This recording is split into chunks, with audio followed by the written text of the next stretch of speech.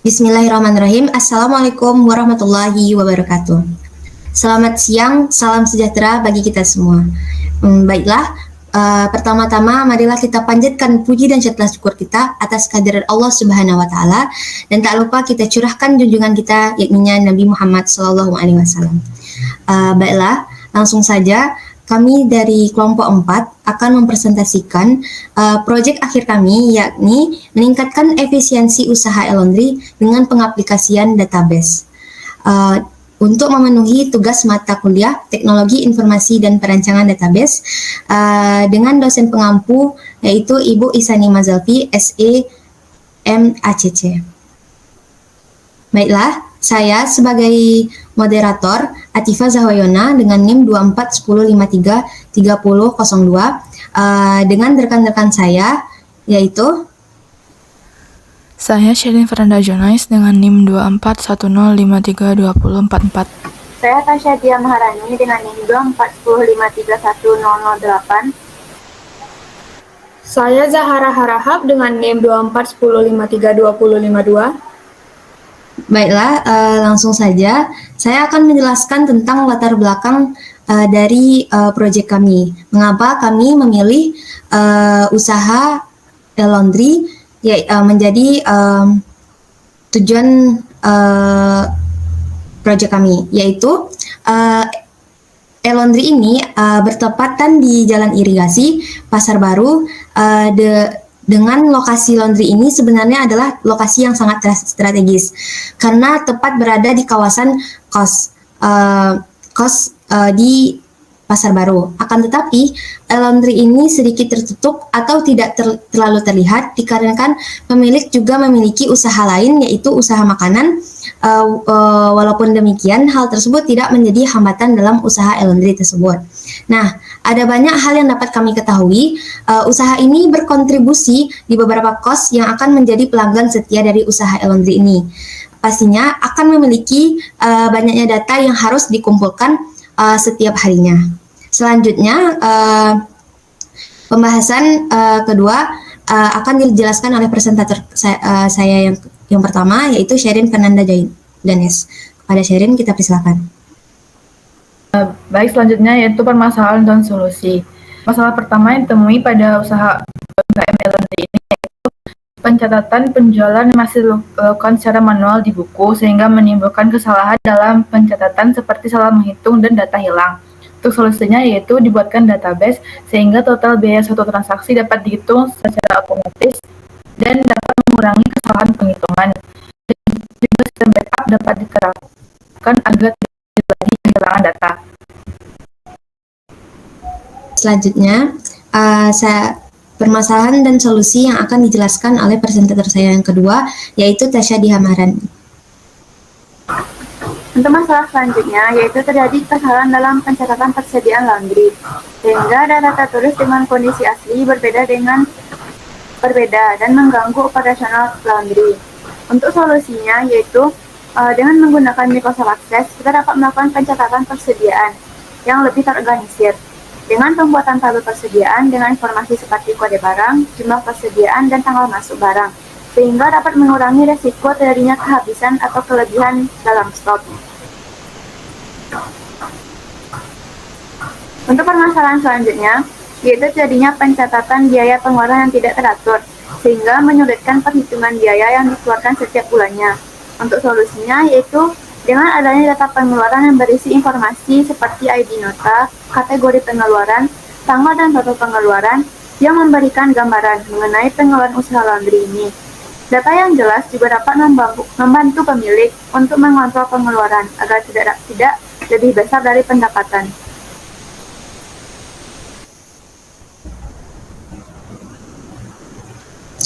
Baiklah, selanjutnya permasalahan dan solusi yang ketiga akan dibacakan oleh Zahara Harahap. Kepada Zahara Harahap, dipersilakan. Untuk permasalahan selanjutnya adalah tidak adanya pencatatan data pelanggan yang lengkap, menyulitkan pemilik untuk menghubungi pelanggan dan memberikan promosi bagi pelanggan tertentu. Solusinya adalah dengan tabel data pelanggan yang terstruktur. Pencatatan informasi mengenai pelanggan akan lebih mudah dikelola seperti ID pelanggan, nama pelanggan, dan nomor HP.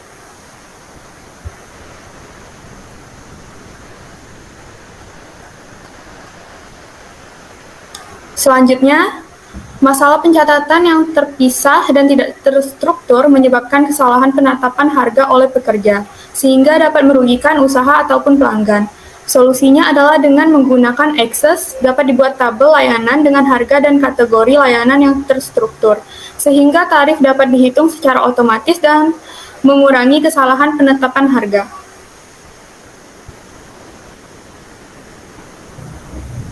Masalah selanjutnya adalah tidak adanya pencatatan yang terorganisir mengenai pembelian bahan baku, menyebabkan kesulitan dalam menentukan biaya total yang dikeluarkan untuk masing-masing barang.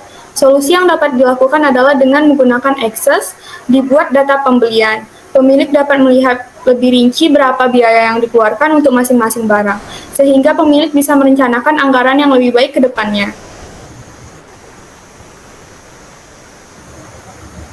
Permasalahan selanjutnya adalah pencatatan manual di buku yang menyulitkan pemilik menentukan gaji untuk masing-masing karyawan yang sesuai dengan bagian kerja mereka dan jumlah jam kerja mereka.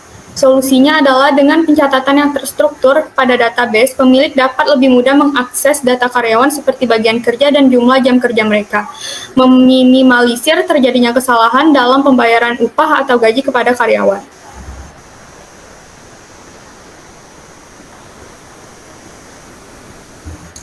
Baiklah, sekian itu dari presentasi kami yang mana membahas tentang masalah dan solusi yang telah kami teliti dan kami dari usaha UMKM Laundry ini.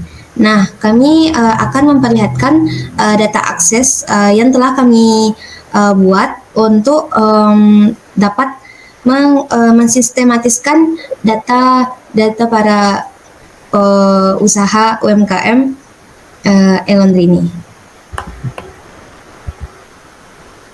Nah, dari tabel ini akan dijelaskan oleh Sherin.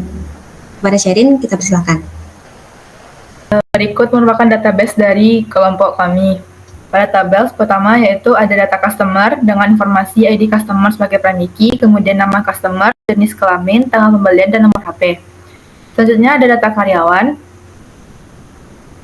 dengan informasi ID karyawan sebagai premiki, kemudian nama karyawan, job, gaji, usia, alamat, nomor HP, jenis kelamin, dan jam kerja.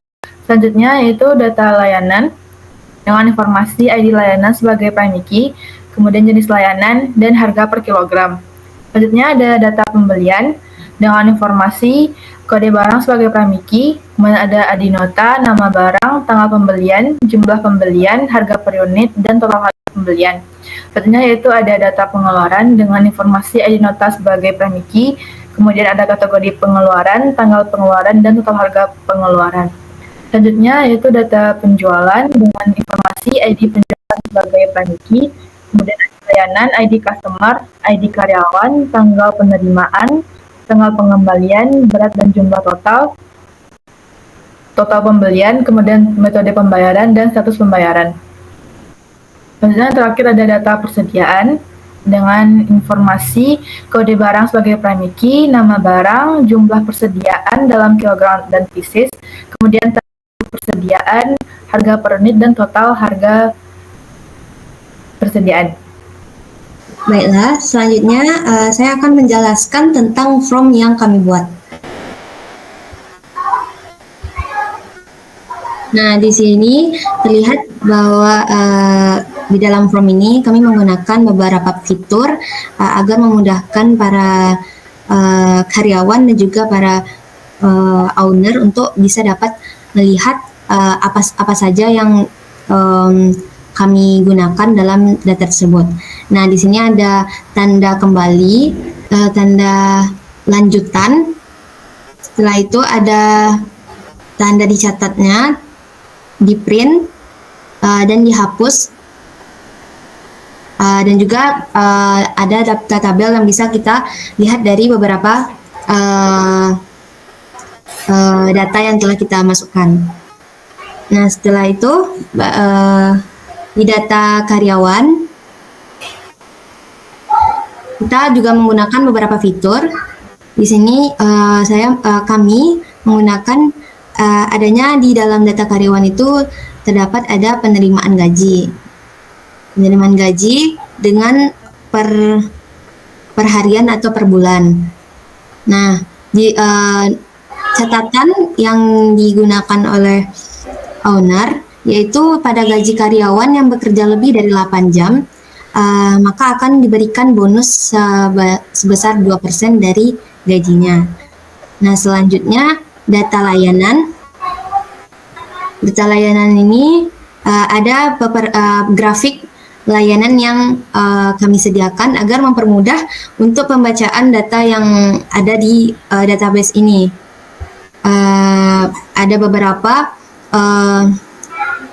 beberapa opsi dari penjualan atau layanan yang telah kami berikan kepada customer.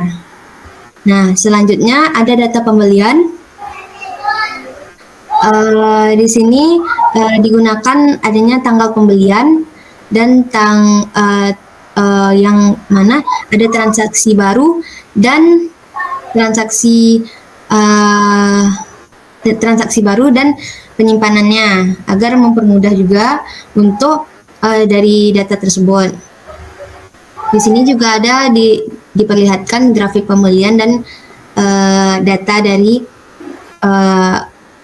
data yang telah kami dapatkan. Selanjutnya data pengeluaran. Di sini juga ada grafiknya. Lanjut ke data penjualan. Nah, di data penjualan ini kami menggunakan fitur yang mana kalau jika sudah lunas maka akan ada status pembayarannya. Jadi tidak membingungkan untuk melihat data-data tersebut. Lanjut ke data persediaan. Nah, di sini ada juga grafik yang tertera di data persediaan tersebut. Nah, selanjutnya query yang akan dijelaskan oleh Zahra. Pada Zahra, kita silakan. Selanjutnya ada query yang kami ambil dari beberapa data yang ada di tables. Yang pertama, nama customer dari data customer, nama karyawan dari data karyawan, jenis layanan dari data layanan, harga per kilo dari data layanan, tanggal penerimaan dari data penjualan, tanggal pengembalian dari data penjualan, berat atau jumlah total dari data penjualan, dan total pembayaran dari data penjualan. Ini hasil dari query kami.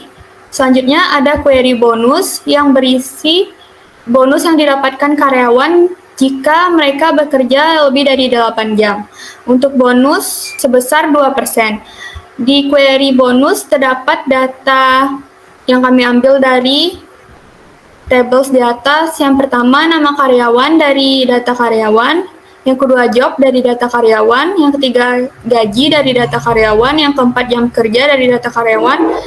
Dan jumlah dari bonus yang mereka dapatkan jika mereka bekerja lebih dari 8 jam. Selanjutnya, report yang akan dijelaskan oleh Tasya. Baik, di sini berdasarkan query yang telah kami buat, kami terdapat report yang terdiri atas nama customer, nama karyawan, jenis layanan, harga per kilo, tanggal penerimaan, tanggal pengembalian, berat jumlah per kilonya, dan total pembayarannya. Selanjutnya, dari query bonus, kami membuat report bonus yang terdiri dari nama karyawan, job, gaji, jam kerja, bonus yang didapatkan, dan total gajinya. Nah, dari yang telah kita presentasikan ini dari kelompok 4, saya dan rekan-rekan saya memiliki relationship. Nah, di sini ada relationship yang telah kami hubungkan dari data customer. Data customer ini berhubungan dengan data penjualan. Nah, data penjualan ini memiliki semua data-data ID yang akan dipakai untuk digunakan untuk saat bertransaksi. Nah, dilihat dari data penjualan ini berhubungan dengan adanya ID layanan, ID customer, ID karyawan yang terhubung sama satu sama lain. Akan tetapi di data pembelian dan juga data persediaan dan pengeluaran mereka tidak terhubung karena mereka memiliki satu relationship juga yang mana di sana persediaan tadi berhubungan dengan kode barang dan juga data pengeluaran itu berhubungan dengan ID nota yang ada di data pembelian.